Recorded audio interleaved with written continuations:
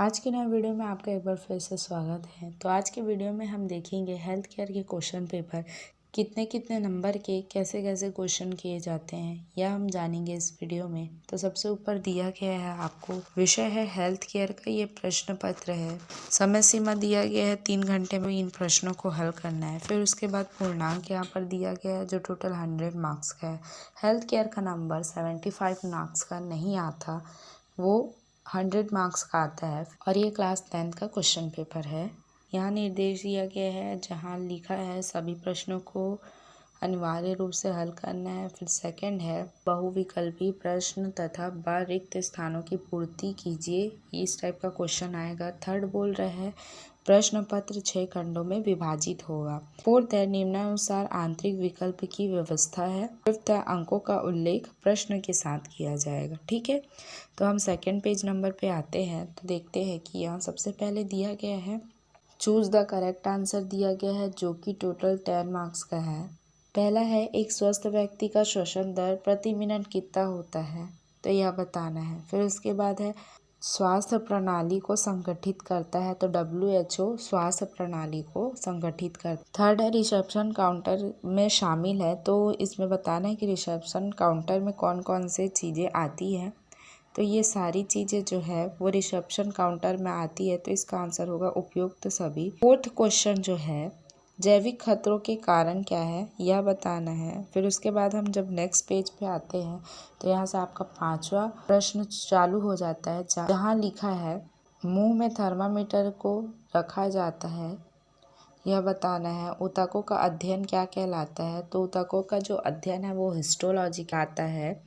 फिर उसके बाद दिया है सामान्य शरीर का तापमान 96.8 फ़ारेनहाइट होता है। फिर उसके बाद दिया गया है त्वचा का कार्य क्या है, त्वचा जो है हमारे शरीर को सुरक्षा प्रदान करने का कार्य करता है।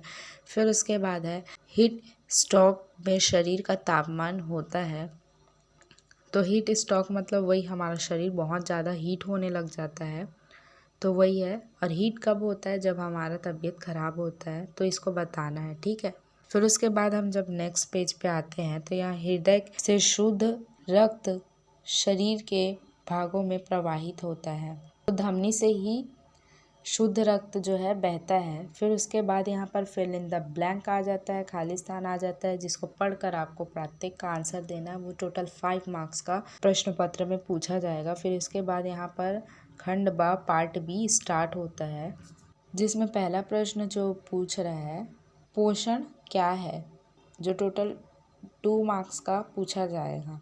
फिर उसके बाद थर्ड जो बोल रहा है महत्वपूर्ण संकेत क्या है, तो महत्वपूर्ण संकेत को आपको बताना है।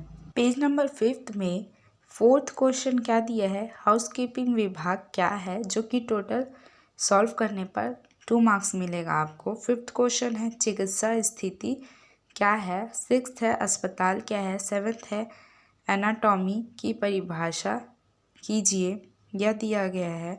फिर 8th क्वेश्चन है प्राथमिक चिकित्सा के उद्देश्य को लिखना है। 9th क्वेश्चन है देखभाल योजना क्या है, इसके बारे में लिखना है। 10वां क्वेश्चन है तरल आहार क्या है।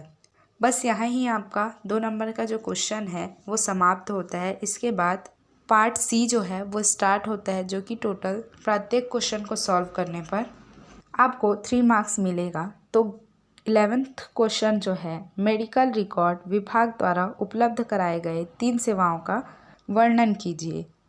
12 क्वेश्चन है एक अच्छे अस्पताल की विशेषताएं क्या है, यह लिखना है। फिर उसके बाद है 13 क्वेश्चन उपकला ऊतक के कार्यों को लिखना है।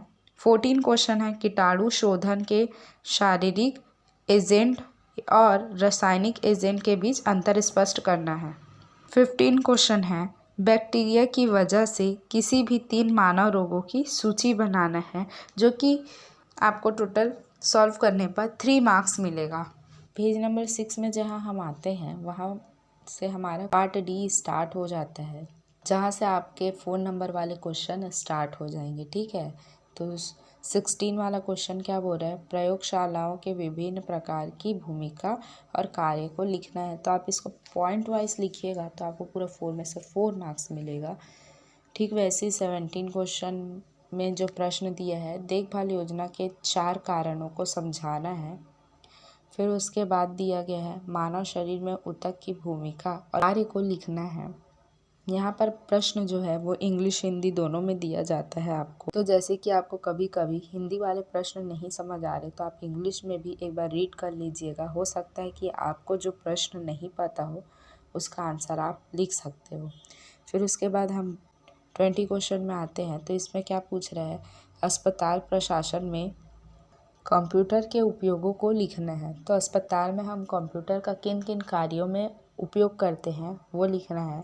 तो हम रिसेप्शन में जब हॉस्पिटल में एंट्री करते हैं तो वहाँ रिसेप्शन में सबसे पहले हम कंप्यूटर ही देखते हैं। तो एक यूज़ तो उसका वो हो गया। फिर इसके बाद खंड ई स्टार्ट हो रहा है, पार्ट ई स्टार्ट हो रहा है, जहाँ से आपको टोटल 5 मार्क्स मिलना स्टार्ट हो जाएगा। 21 क्वेश्चन क्या बोल रहा है, अस्पताल के उद्देश्यों और बिस्तर क्षमता के आधार पर वर्गीकृत किया गया है। तो ये वर्गीकरण जो है अस्पताल का उसके बारे में आपको लिखना है। इसका अथवा है जनरल ड्यूटी सहायक की भूमिका और कार्य को समझाना है।